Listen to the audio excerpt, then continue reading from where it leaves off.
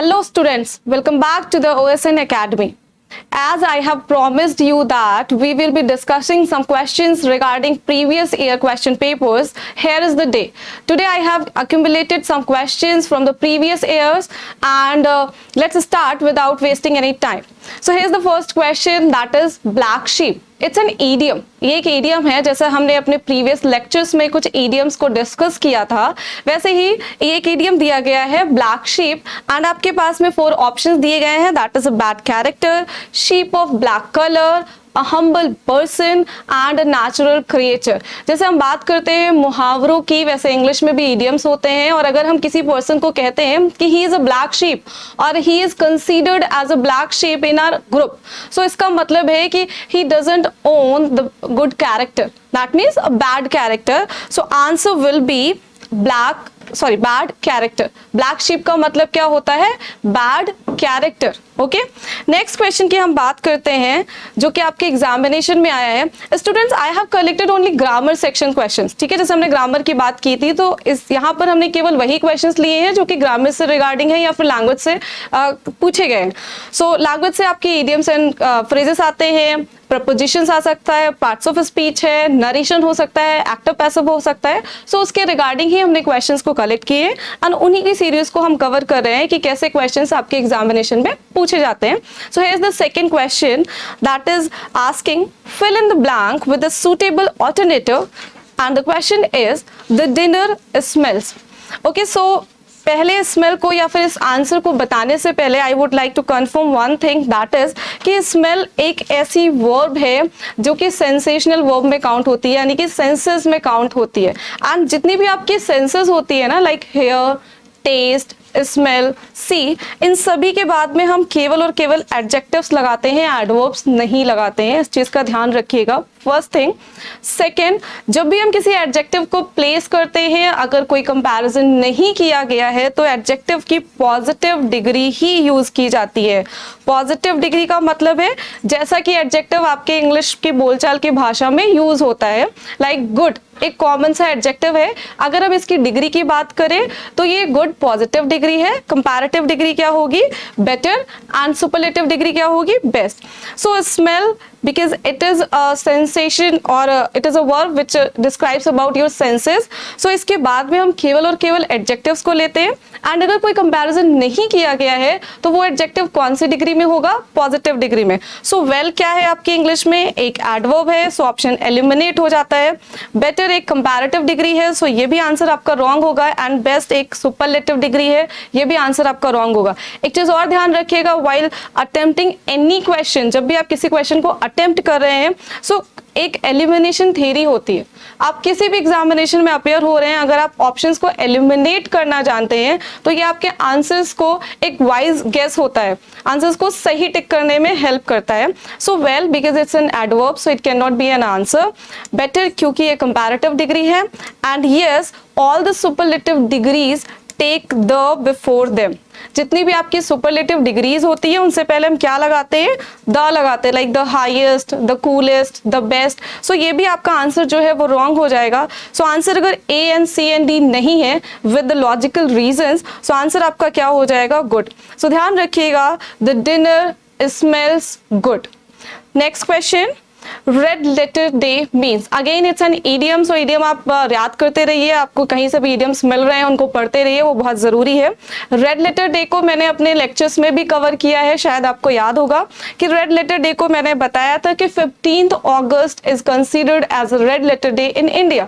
सो red letter day का मतलब क्या होता है? An important day, any day which is considered important as a like national day की तरह हम उसे कंसिडर करते हैं, उसे हम रेड लेटर डे कहते हैं. यहीं पर मैं आपको एक और डे बताना चाहूंगी, that is salad day. Salad days या सैलेड डे का मतलब होता है यूथफुल डेज. यूथफुल डेज, ठीक है. That old person was remembering his salad days. So salad days का मतलब है जो सैलेड होते हैं वो क्या होते हैं? बहुत ही ग्रीनरी होते हैं या फिर बहुत मल्टीपल कलर्स में यूज होते हैं. सो आप इसे याद रख सकते हो कि हम अपने यूथफुल डेज की बात कर रहे हैं या फिर अपने यंग डेज की बात कर रहे हैं, उसके लिए हम क्या यूज कर सकते हैं? Salad days. And what is the meaning of red letter day? An important day.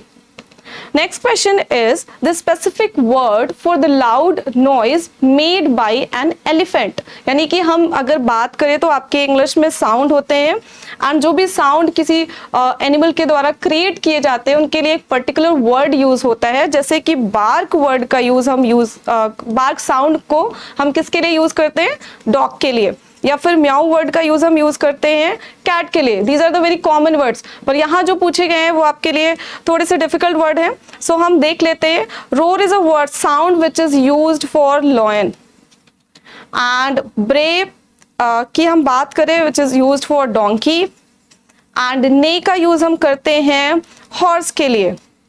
सो आपके पास में ट्रम्पेटेड वर्ड बचता है which is the sound of an elephant. So इसका आंसर क्या हो जाएगा कि एलिफेंट के साउंड को हम क्या कहते हैं, Trump. And roar is a sound which is use for lion and ब्रे हम डोंकी के लिए यूज करते हैं, ने का यूज हम हॉर्स के लिए करते हैं. Next question, what change is required in the verb rotates if the following sentence is converted into indirect speech. So आपके पास में क्वेश्चन आया है जहां पर क्वेश्चन को पूछने का जो तरीका है वो बहुत ही अलग तरीके से पूछ लिया गया है. ठीक है, जनरली जब भी आपसे डायरेक्शन पूछा जाता है either they are asking you from changing indirect to direct और डायरेक्ट इनटू इनडायरेक्ट. पर यहाँ पर इन्होंने आपसे क्या पूछा है कि वर्ब के चेंजेस कैसे होंगे, यानी कि इस वर्ब को हम कैसे चेंज करेंगे. सो यहाँ पर हम देख लेते हैं जो सेंटेंस गिवन है that is a universal truth. ठीक है, एक यूनिवर्सल ट्रुथ की हम बात कर रहे हैं या फिर एक स्टेटमेंट दिया गया है जो कि यूनिवर्सली ट्रू है. सो इसकी अगर ऐसे सेंटेंसेस को हम इनडायरेक्ट में चेंज करते हैं तो वर्ब एज इट इज रहती है, यानी कि वर्ब को हम चेंज नहीं करते हैं, एज इट इज ही हम इसे यूज करेंगे जैसा भी दिया गया होगा. सो ऐसा हम कब करते हैं, दो कंडीशंस में करते हैं. या तो आपके पास में कोई यूनिवर्सल फैक्ट दिया गया हो एंड या फिर कोई साइंटिफिक फैक्ट्स दिए गए हो. Scientific facts like water boils at 100 degree Celsius. ठीक है, साइंटिफिक फैक्ट्स. ऐसी अगर दो कंडीशंस आपको मिलती हैं तो वहां पर हम सेंटेंसेस के वर्ब को किसी भी टेंस में चेंज नहीं करते हैं. सो आंसर आपका क्या हो जाएगा, because hence the sentence is like belongs to the universal fact. So answer आपका हो जाएगा no change is required. So the teacher said that the earth rotates on its own axis. इसका ये आंसर होगा. नेक्स्ट क्वेश्चन की हम बात करते हैं. The correctly punctuated version is. So punctuation में आपको बेसिकली ध्यान देना होता है कहाँ पर कॉमा का यूज करना है एंड कहाँ इन्वर्टेड कॉमा यूज हुआ है, या फिर क्वेश्चन किस तरह के स्ट्रक्चर में दिया गया है और उसको हम कैसे यूज करेंगे. सो देख लेते हैं. द करेक्टली पंक्चुएटेड वर्जन, इसमें आपके पास में 4 ऑप्शंस दिए गए हैं. He asked me whether I had written my exercise. Second option है he asked me whether I had written my exercise. अगर आप ध्यान दें तो क्वेश्चन में ए एंड बी में कुछ ज्यादा चेंजेस नहीं दिए गए हैं. सी की हम बात करते हैं.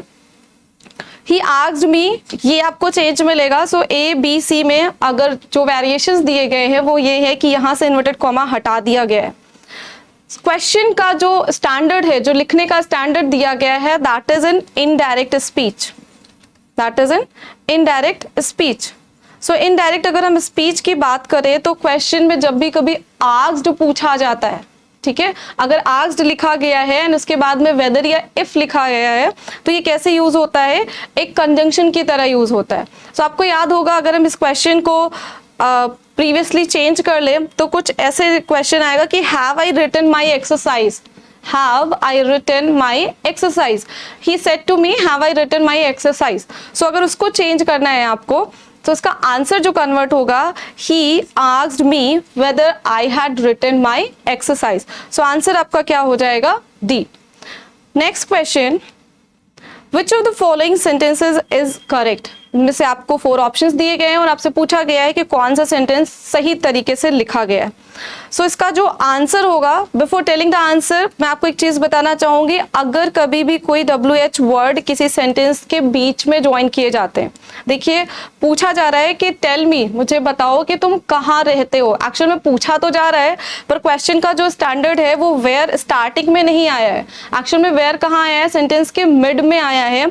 सो जब भी कोई WH वर्ड का मतलब है, I am talking about the words like why, how, where, when, ऐसे वर्ड्स अगर सेंटेंस के बीच में यूज होते हैं जैसे कि टेल मी, सो हम क्या करते हैं, उन सेंटेंसेस को अफर्मेटिव की तरह यूज करते हैं, यानी कि फुल स्टॉप लगाकर यूज करते हैं, इंटेरोगेटिव सेंटेंसेस को नहीं बनाते हैं। सो स्ट्रक्चर कुछ ऐसे होगा, अगर WH वर्ड किसी सेंटेंस के बीच में आता है तो हम उसके बाद में सब्जेक्ट एंड मेन वर्ब का यूज करते हैं। सो आंसर क्या हो जाएगा, टेल मी, WH वर्ड है, सब्जेक्ट है एंड मेन वर्ब है, सो इसका आंसर क्या होगा, डी।